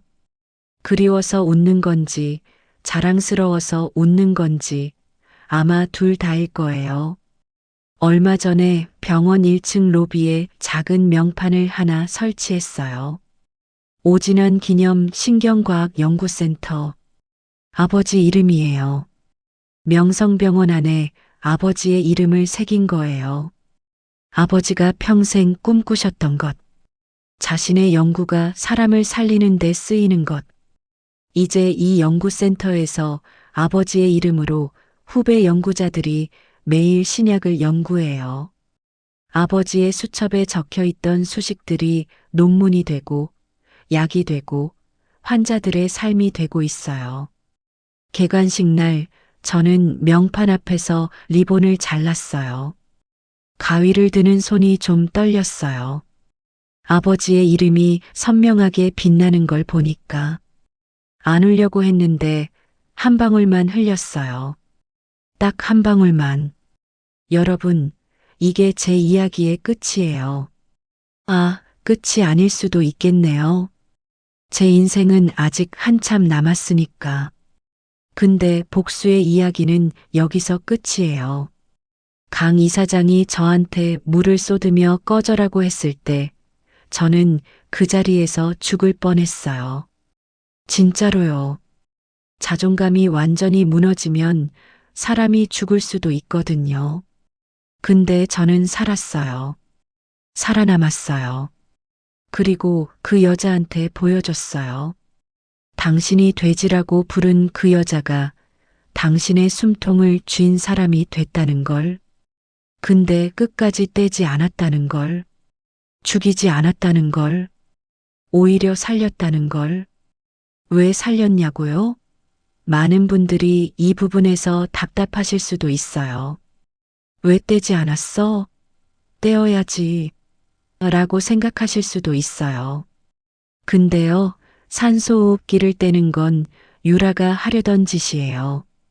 제가 그걸 하면 저도 유라와 같은 사람이 되는 거예요. 저는 유라와 같은 사람이 되고 싶지 않았어요. 아버지가 만드신 약으로 사람을 죽이는 게 아니라 아버지가 만드신 약으로 사람을 살려야 아버지의 딸인 거예요. 그게 제가 선택한 복수의 방식이에요. 가장 우아한 복수, 원수를 살려주는 것. 그것만큼 상대방을 무너뜨리는 것은 없어요. 죽이면 끝이지만 살려주면 평생 빚을 지고 사는 거니까. 지금 이 순간에도 저는 병원장실에서 일하고 있어요. 매일 환자를 살리고 매일 수술을 하고 매일 아버지의 수첩을 펼쳐봐요.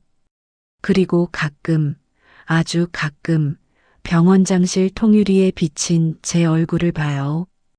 예전에 97kg짜리 오연주는 어디에도 없어요. 근데 저는 알아요.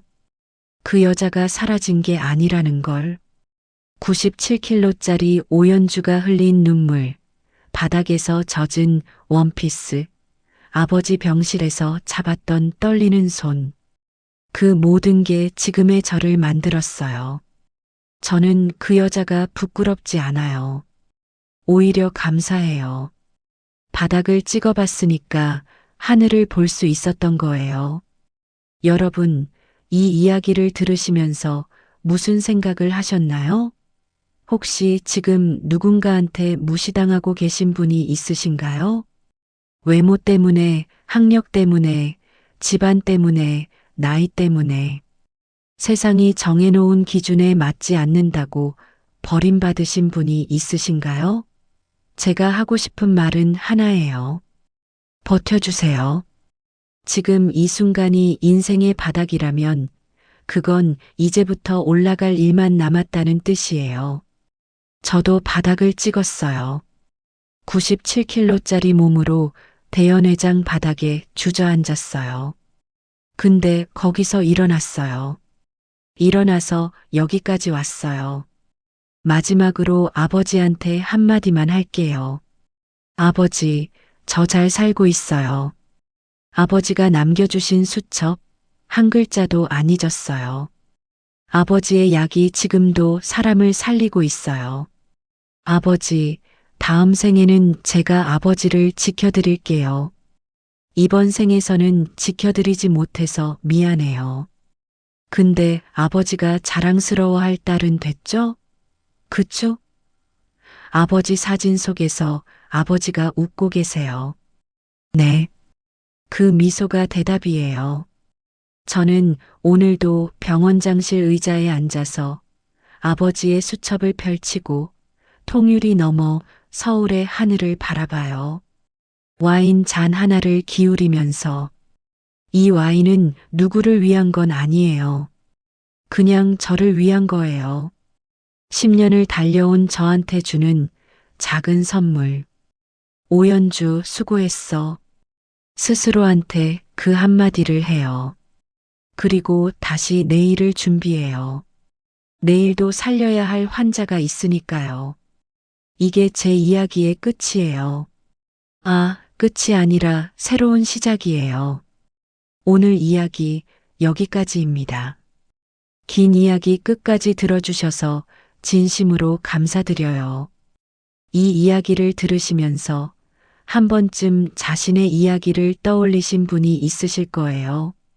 지금 힘든 시간을 보내고 계신 분이 있다면 오연주의 이야기가 작은 위로가 됐으면 좋겠어요. 바닥을 찍어야 하늘이 보인다는 것. 가장 우아한 복수는 잘 사는 것이라는 것. 이 두 가지를 기억해 주세요. 다음 이야기에서 다시 찾아뵐게요. 구독과 좋아요, 그리고 댓글로 여러분의 이야기도 들려주세요. 감사합니다.